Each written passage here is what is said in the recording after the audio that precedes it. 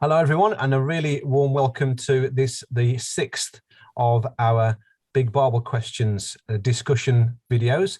My name is Richard Westwood. I'm Team Vicar at St Anne's, and I'm delighted to be joined by my friend and colleague, Matt Wallace, who's Team Vicar at St John's Community Church in Chase Terrace. Hello. And today we're going to be looking at some tricky texts. So, hi, Matt. Thank you for joining in. Are you well today? I'm all right, yeah. How you doing? Yeah, ticking over, thank you. Not too bad. So one of the things we're trying to do today in this sixth session is to look at the some of the tricky texts that often people have pointed to in relation to same-sex relationships, and to see how those passages might have shaped people's understanding in the past and how we might need to look at them afresh and in a new light. We're not going to try and solve all of the theological issues that flow out of these. We've only got a short amount of time, but I hope that as Matt and I have a conversation that gets recorded, that it might be helpful to those who are watching it to work through some of the passages and the issues themselves. And obviously, when we come to the discussion questions for those who are going to join in those sessions, we hope there'll be more chance to explore as well. But Matt, we're going to have a look at 3 or 4 passages we've kind of agreed that we'd try and talk our way through. But I wondered, first of all, before we actually get into the detail, I know that for me, my understanding of some of these passages that we're going to look at, it has changed over time. I've been a Christian for more than 40 years now. So, and I know that my understanding of those passages has changed. Is that the same for you? What's been your understanding? Yeah, I think I've been going to church, and God's been part of my life since I was born. Really, grew up in a Christian home, and in terms of the issues of sexuality and questions on that, my received teaching, I suppose, especially as a teenager, on some of the sort of summer camps I used to go on and stuff, was very much along the lines of marriage is the ideal for sex, and it's between a man and a woman, and everything else is dodgy. Basically, that was the gist of it. And because that was such a widespread view, it wasn't really questioned. And I even had, I remember going to a couple of sessions as a teenager of teaching where what would be called gay conversion therapy now was spoken of as being a good thing to pursue. So that was my kind of conservative upbringing, I suppose. Not so much my family, but certainly in the wider church. Sure. But then ever since then, from the 25, 30 years after that, it's been a journey of just trying to see there's other opinions are available, shall we say, and the diversity of life that you experience makes you question what you grew up with, to a way that say, well, is this the right way? And I'm grateful that it seems to be now much more able to question things in a mature way, rather than simply hold on to what you've always been told, I suppose. I think similarly for me, my early experience of teaching about same-sex relationships would have been very much similar to what you're describing there. And because I didn't know many people who were gay, or probably moved in circles where there weren't many people who were gay, those thoughts kind of didn't really get challenged in my head until I did meet people who were gay. And well, what do you know? They're ordinary people. Yeah. And then that begins to change your perceptions, my wrong perceptions about what people who are gay are like. And so my experience and my changing of my views moved in that direction, and it's continuing to change, So I think part of my journeying with these passages has been part of a developing understanding of how we should use the Bible. I think early on in my life, I would have said, we can take every word of this and it doesn't need to be looked at too carefully. You just apply it into your head and then you live it. But I've got an understanding now, which is saying we need to look a lot more closely at who the Bible was written for, which passages were written for which people, what the context was in which it was written. So that's where I think I'm in an ongoing journey of understanding, really, in that way. Yeah. There's Richard Roy talks about this 3-wheeled tricycle of how we understand life, I suppose, with God. Yeah. He says the back 2 wheels are scripture and tradition, so the Bible and how that's been interpreted and lived out through the church and so on over the centuries. Yeah. But then he says the front wheel is experience, and that shapes how we therefore view scripture and tradition. They're all part of it, or important, Yeah. But the fact that it's a tricycle, it's moving forward, like you're saying, our experience changes over time, and what we glean from the world around us needs to impact how we view the Bible in the same way that their experience at the time, when they're writing it 2,000-3,000 years ago, would have shaped what we now see on the page. Yeah. And I think from my point of view, I know that our understanding of the human psyche and human genetics and human biology means that we, from a reasoning point of view, we understand better now that some people are different to heterosexual people, and so that's and the normality of that is now part of what human biology understands, and therefore the behaviour that comes from that is also important too. And so the reasoning, I guess, our understanding of the human condition has changed over the course of time as well. Well, let's have a look at some of these passages then, because I know that's what we want to try and do. We've got kind of 4 passages we think we might have time to go through. We'll do our best. First up on the agenda is a couple of passages from Leviticus, and Matt, you're going to tell us a little bit about those. So Leviticus 18:22 and Leviticus 20:13. Can you give us the gist of those and how those are easily understood or misunderstood?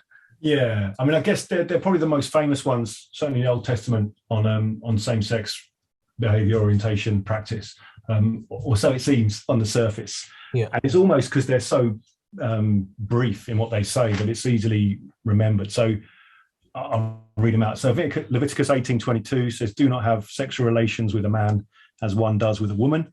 That is detestable." And then Leviticus 20:13, "If a man has sexual relations with a man as one does with a woman, both of them have done what is detestable. They are to be put to death. Their blood will be on their own heads." And there's only 4 verses, as far as I can tell, or 4 mini passages in the Old Testament that talk about same-sex involvement in this way. And these 2 are the main ones I would suggest in Leviticus that people refer back to. But in order, because they're so limited in the Old Testament in terms of that kind of conversation, my bottom line is we better make blooming sure we're getting the interpretation right before we put a whole lifestyle viewpoint on them, really. And yet, straight away, you can see it's only men who are mentioned as having same-sex involvement. There's no mention at all in the whole of the Old Testament of any female same-sex behavior. So the law, as it's prescribed in Leviticus, is specifically, it seems, about male sex acts. So it rules out half the population for a start, it seems.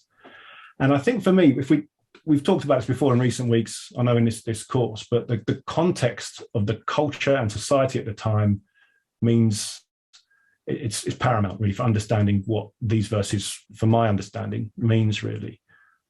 And I think we're at risk sometimes of importing 21st century ideas of what a same-sex relationship is about back to 2,000-3,000 years to what it was like back then. And indeed, there's no evidence that a relationship as we would understand it was recognized in ancient times.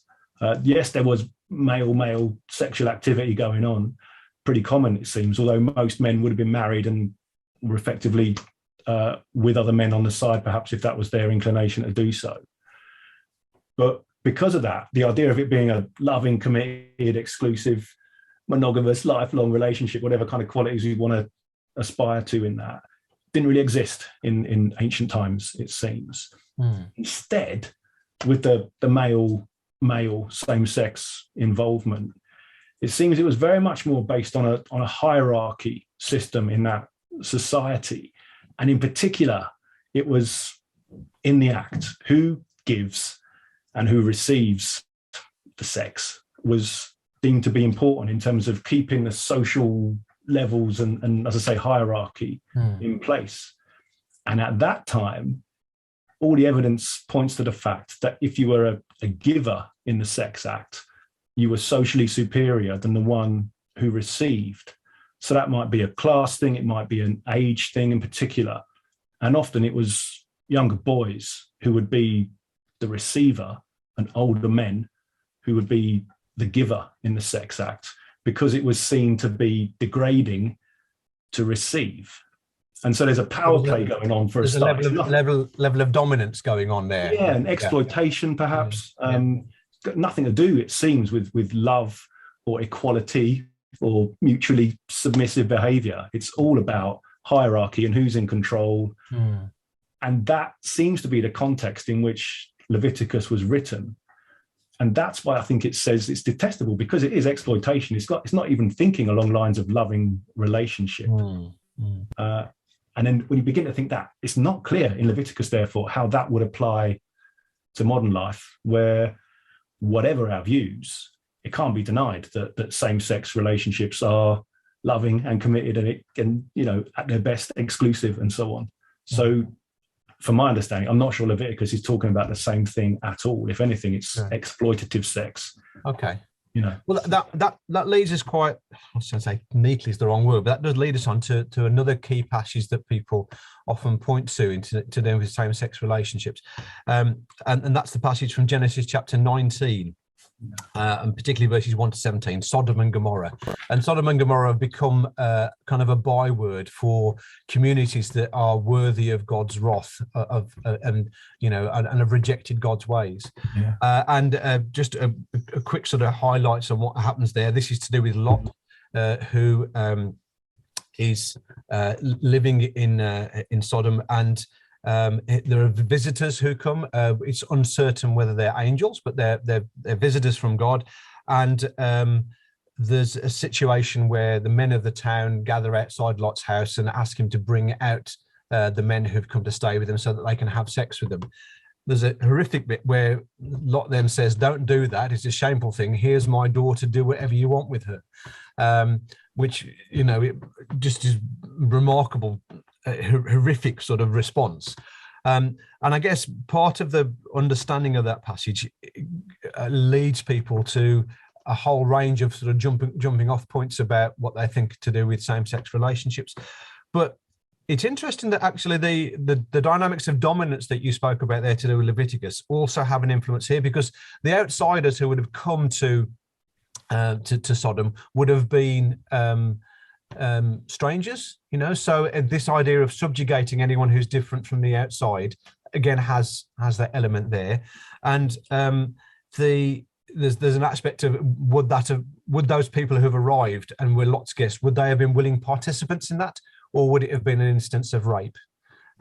So there's a difficult set of thoughts and conversations to have there. And it's interesting that there seems to be a breaking of the hospitality code of welcoming strangers as though they were friends. And this seems to be part of one of the reasons why Sodom and Gomorrah were falling under God's judgment. And the last thing to mention is that a part where Sodom is mentioned in another part of the Bible, in Ezekiel. Ezekiel chapter 16 and verse 49 says this.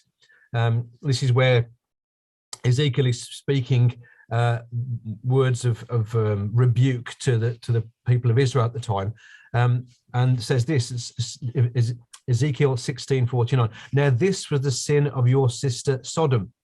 She and her daughters were arrogant, overfed, and unconcerned. They did not help the poor and needy. They were haughty and did detestable things before me. Therefore I did away with them, as you have seen. So that seems to suggest that whatever else was going on in those communities, there is plenty of other things that were worthy of God's rebuke and God's judgment. And so perhaps there's a need to re-look at why Sodom and Gomorrah were on the wrong side of God's judgment because of what was going on there. It seems to be a very hostile place where those who were the most powerful got to stay powerful and exert influence in ways that were really unhealthy. And that's another possible strand of understanding there. Yeah, and I think I'd also say with this one in Genesis about Sodom and Gomorrah, their understanding of hospitality meant that it was one of the highest virtues possible. Yeah. Hospitality seems to overrule any sexual ethic going on. Yeah.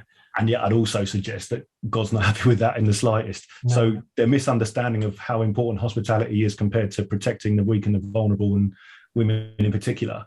And it rolls out. I mean, just a few chapters back, it's where Abraham has met the three visitors, Abraham and Sarah, and offered them generous hospitality. So this is in smart contrast with what's going on with Lot in Sodom compared to Abraham when he meets the visitors. And also Lot's not being hospitable to his own daughter under his same roof by offering her up. So it's so warped as an understanding of what decent life is all about. But again, it's nothing to do, I don't think, with what we would understand these days as a loving, exclusive, committed, same-sex relationship. Thank you. We're going to travel to the New Testament now, and again, there's a number of passages we could look at. We're not going to do all of them now, but one that's often people look to for some thoughts about this is Romans chapter 1, 26, 27. So, do you want to give us any thoughts on that? Yeah, I'll just read it out. So, talking about degrading behavior and so on of people, it says, because of this, God gave them over to shameful lusts.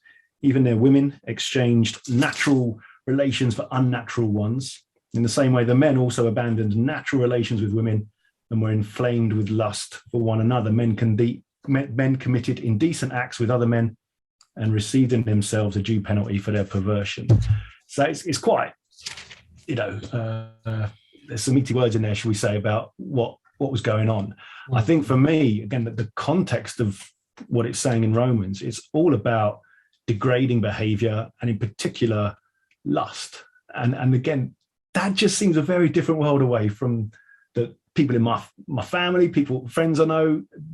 Most of us would acknowledge that, again, like I'm saying, the relationships we see that are same sex these days are nothing like that. They're not rooted in love or in decency or anything like that. Whereas Romans passage seems to be talking about a whole other realm of behavior, which just so happens to include a sexual ethic, which is dodgy as well. But I don't read it in a way that is outlawing same-sex interaction in that sense as we would understand it. Indeed, for me, the key thing with this is when this uses this word unnatural. And that's such a subjective comment. So Paul, who we think is right in Romans, elsewhere in the Bible, he says that it's unnatural for men to have long hair. So that's 1 Corinthians 11:14. It says, does not the very nature of things teach you that if a man has long hair, it is a disgrace to him? Because in the culture at the time, for a bloke to have long hair was unnatural and therefore disgraceful. Yeah, I'll be okay though. So. Exactly. But that just shows that the culture at the time had different standards. Yeah. And their standard at the time for same-sex behavior, it seems, was that if it's based on lust or degradation or exploitation or anything that isn't, as we would understand it, in a sort of loving, committed relationship, well, of course that's degrading. It will be. But again, I don't think it's applicable to then use that as a basis for which we understand the rights and wrongs or whatever we believe about same-sex stuff today. For me, the Romans passages, Paul leads into those verses that you just read, talking about idolatry and a lot of the context that's going on. Bear in mind, he's writing to the church in Rome, where the sort of the Roman cults and worship were full of the possibility of sex acts at the time of offering worship offerings to the idols and the statues. So there's a strong emphasis there that this idolatry rolls over into the sort of temple prostitutes that would have been there at the time that Paul's writing to. So he's, I think, speaking against all of those activities that would have been part of the idol worship, taking part in the temples that would have been, in many of the major cities of the Roman Empire. And again, it's this whether there's an equality about what goes on there, which is a significant. If it's somebody who is been forced into a prostitute's role within that sort of cultural setting, Paul's speaking very firmly against that as well, I think. And I guess the thing about idolatry is that not only is it at risk of putting other things before God in terms of the importance, but it's also dehumanizing, because it doesn't see fellow human beings as people made in the image of God, as temple prostitutes would just be seen as a means to an end to worship the deity you want to, but also treat these prostitutes as objects. Not, exactly, objectifying them in a way that is utterly degrading. So again, it's not treating people as equal, loved and loving companions on the journey, which again we could argue is where we're at today, hopefully. Well, we're kind of just scratching the surface of anything, and people have written books and treatises about this. So I know that 15 minutes from Matt and Richard isn't going to solve all these questions, but I hope that we're sort of beginning to sort of peel back some of the issues that are important as we look at these. The one that I think for me is such a significant passage is that in Acts chapter 8, right to near the start of the establishment of the Christian church. This is to do with the Apostle Philip and the Ethiopian. This is Acts chapter 8, 26 through to 40. And Philip's told to go and stand by the road that leads from Jerusalem to Gaza. Sort of God sets him an appointment between Philip and this Ethiopian person who's on his way back from the temple in Jerusalem, having tried to get into worship, but because he's a eunuch, the laws that were in place because of I think it's Levitical laws, that he would not have been able to take part in the temple worship. He would have been barred. He would have turned up and they said, no, sorry, because you're a eunuch, you can't come in and worship.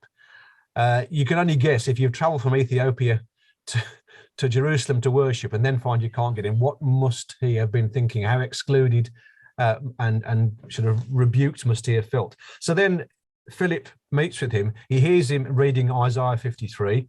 Philip gets invited up into the chariot, and then the Ethiopian asks this remarkable question: what is to stop me from being baptized? And it's almost a way, I think, of the Ethiopian saying, are you going to exclude me as well? The place I've just come from has excluded me. Will you exclude me, or can I be welcomed? And Philip doesn't hesitate. He doesn't wait and go and speak to the other leaders in Jerusalem. His instinct is to say, yes, you are welcome. I baptize you. He does that, and the Ethiopian goes on his way,